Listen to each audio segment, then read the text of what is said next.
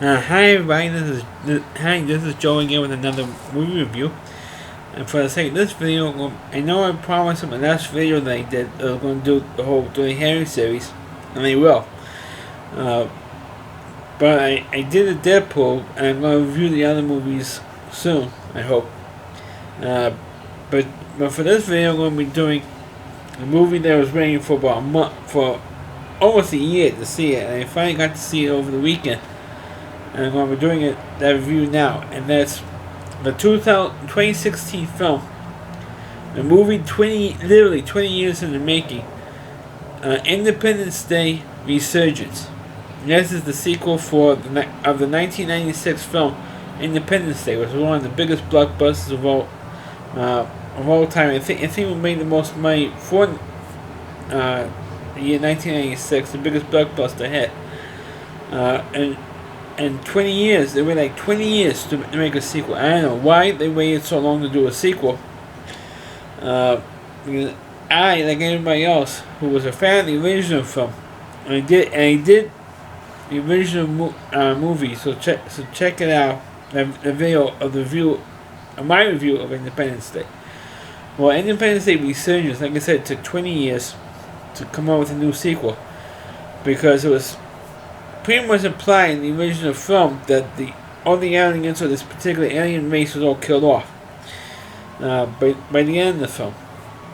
Well, guess what? They weren't all destroyed, all killed off, because the film actually does start off with the former president, President Whitmore, played by Bill Pullman.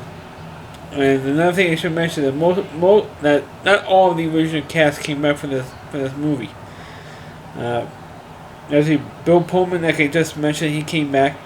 Along with Jeff Goldblum playing David Livingston, and John Herschel plays his father, returns. Brett Spiner, who people thought was killed off in the original film, comes back after being 20 years in a coma. Right? Comes back and reprises his role in this film, plus another one of the doctors who was in the original film came back. But a couple of characters from the original movie did not come back in this one, which was having to be Will Smith, which is the biggest name, and Margaret Colin, who played David Levinson's ex-wife. She didn't come back in this movie either, and there's no explanation why she was not in this film. Will Smith's character, Stephen Hiller, Captain Stephen Hiller. They explained in the film, and you blink and you miss it, that they killed his character off. And I think Will Smith either didn't want to do it, or asked for too much money, and he, or whatever the reason is, he didn't do this movie. And maybe he was the only smart one for not doing this film. Like I said, Independence Day Resurgence takes 20 years after the original film. And what happened was, they found out that President Whitmore, played by Bill Pullman, was woken up, having his dreams that aliens are going to come back. Because if you remember, in the original film, he was attacked by the enemy by telepathy. He said, "Oh, I know what they're doing." And the whole civilization came here to destroy our planet. Well, I guess he's still connected in some way. That when the aliens were destroyed, before the mothership was destroyed in the original film, apparently the aliens on that mothership sent a distress signal to the Hive Queen. Believe it or not, they actually have a Hive Queen. So now the Hive Queen comes back and to destroy Earth, or to finish the job in the first movie. So now David Levinson is now a big shot, and apparently Jeff Goldblum too, and he was working with with Area 51. So again, Area 51. Now this time, instead of being an interesting plot twist, and for the first movie, now it's Area 51 is in front and center in this film. So of course, an alien ship was about maybe 10 times the size of the original mothership, comes to destroy Earth and lands in the Atlantic Ocean, destroys most of the coastal areas of all the countries around the world, pretty much, on the East Coast and on the West Coast. Of course, a couple of minor characters who were in the original film came back, and actually, and maybe they were like different actors, and they were not the original actors. Dylan, who was Vivica A. Fox's son in the original film, plus President Whitmore's daughter Patricia, came back in this, and they were fighter pilots in this one. And of course, Patricia was engaged to another pilot, and of course they were all fighting the aliens through the rest of the film to destroy the new mothership, to destroy it. And then they found out there was a hive queen in there, and what they came in for was they found like the sphere. It was like a real big computerized central nerve, like a nerve center from the original mothership, from the first movie. And it says, "Oh, I showed you how to build the weapons that the aliens use to destroy you guys. I have all the information. You can build those weapons up." And originally, those weapons were working at first, and then they had like extra shielding for the new mothership, for the new ship, for this hive queen. And it was sort of like real convoluted stuff, but that's the plot and so of course it's kind of like a Star Wars movie. It plays more like Rogue One, a Star Wars Rogue One, than from the original Independence Day movie. Other than they use the Independence Day movie cast, and some of the characters anyway. So that's what they did. And of course, obviously they were successful, and practically most of this movie is like all CGI crap. Even though the first movie won the Oscar for Best Special Effects, he didn't have that type of special effects in 1996 because it was like the early days of CGI. Now you have like full blown CGI stuff for pretty much like 3/4 of this movie, and it's very little developing of the plot. I mean, at least in the first movie, you had developed the characters throughout the course of the movie. They actually care about these characters. In the second movie, a good chunk of the characters came back for this film, but the newer characters, you don't give a shit about these new characters. I mean, you really, really, really don't. At least I don't. I mean, you don't care about President Whitmore's daughter. You don't really care about her, or Dylan, son, or probably Will Smith's stepson. You don't give a shit about him. You don't give a shit about this other pilot. You don't really can't give a damn because there's no real chance. Because like the whole story was like rushed. And this movie was about a half hour shorter than the original movie. The original movie was about almost 2 hours and 25 minutes. This movie was about just under 2 hours. So because it was like I said, a half hour shorter, they rushed through the whole story to get to. I guess maybe because of the budget they had, to try and get it shorter than that.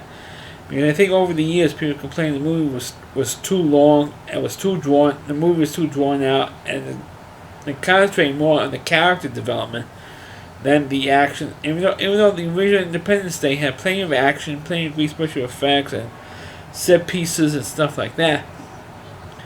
But this movie didn't really have it because a lot of stuff was established from the first film. So, I mean, in terms of the characters. But unfortunately, you did not have Will Smith, who was. I think it was really Will Smith's first movie, Independence Day. I mean, a big movie star.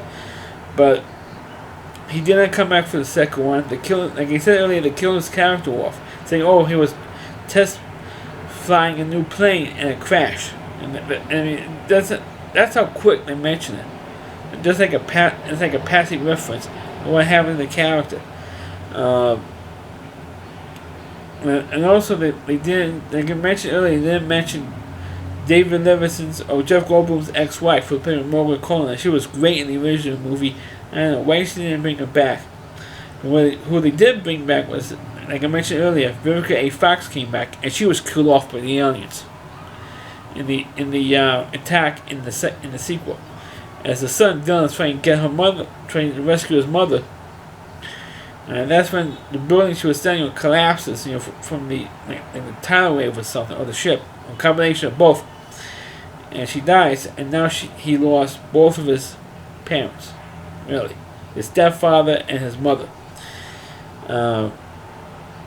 Like I said, they brought Ben Spiner's character back. He was in a coma for 20 years. I mean, come on. And then afterwards, he not only was Brent Spiner's character, Dr. Orkin, I think his name was, Bill Pullman's character, former President Whitmore, and there was another character, like an African warlord type guy. The three of them had their experiences with the aliens before, with the telepathy thing, and from the original movie. And now all of a sudden, in the sequel, they know what they were doing, what they had in mind, and they connected with them for the rest of this film. It's kind of ridiculous. It kind of a silly plot point. All I can say is about Independence Day Resurgence is that I'm glad they never didn't go see this movie, because I was excited that they made a sequel. Thinking, well, what are they going to do what are they going to do in the sequel? And it was like a huge disappointment. I mean, this really was a huge disappointment. Huge disappointment for me, because I'm kind of like a sci-fi movie geek in a way, because I grew up watching Star Trek and Star Wars and a couple of the old B science fiction films. But to see the sequel to one of the best science fiction movies that came out in the last 20 years to be denigrated like this, I mean, it wasn't even funny. I was hugely disappointed with Independence Day Resurgence. I was hugely disappointed, and I'm surprised that this movie was as bad as I heard it was. I thought, because sometimes critics over-exaggerate how bad movies were. Oh, come on. Because I remember the original Independence Day movie, critics crapped on it. Especially with the plot point where Jeff Goldblum's laptop computer was compatible with the aliens' computer system on the mothership. I can see what they're complaining about. I can understand that plot point, or that complaint about it. But I thought that for this movie, that they always were usually crapping on any movie that comes down, and especially for a sequel to Independence Day, you knew it was going to be crapped on, and you knew it was going to be lousy when Will Smith was done. I know I repeated it a couple of times already, but when Will Smith did not appear in this movie, I knew it was going to be crap, because a lot of the scenes between him and between Will Smith and Jeff Goldblum's characters, a lot of the lines were like ad-libbed. Like Albert, when Will Smith says, "Do you believe all that bullshit you just said?" Stuff like that. Thank you. There's always something. There's always some kind of stupid noise that interrupts my videos. But in terms of, I've always liked the original Independence Day, and you feel that the sequel took a whole bunch away from it. And of course, one of the things that kills it, in my opinion, is that it took 20 years to make a sequel.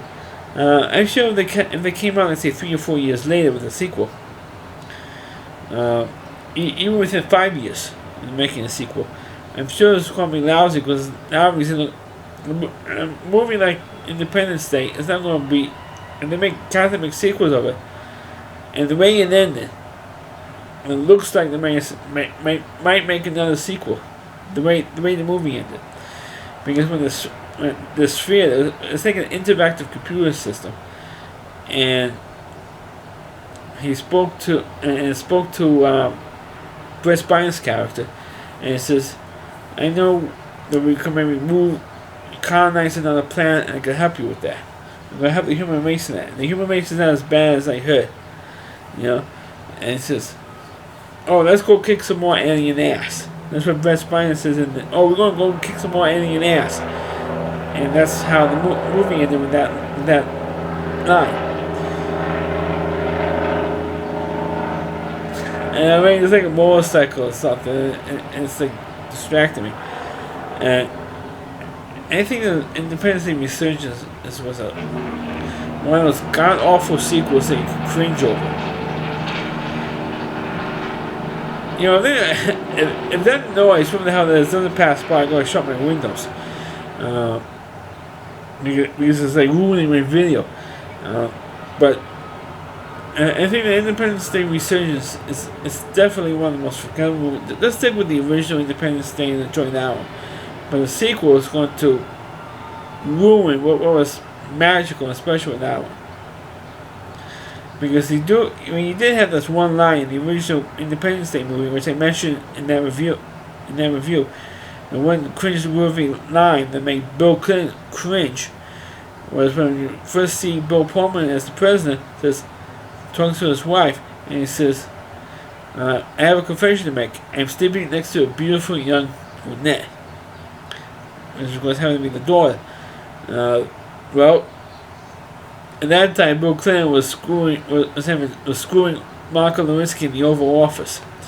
So that's why they made him cringe in that line.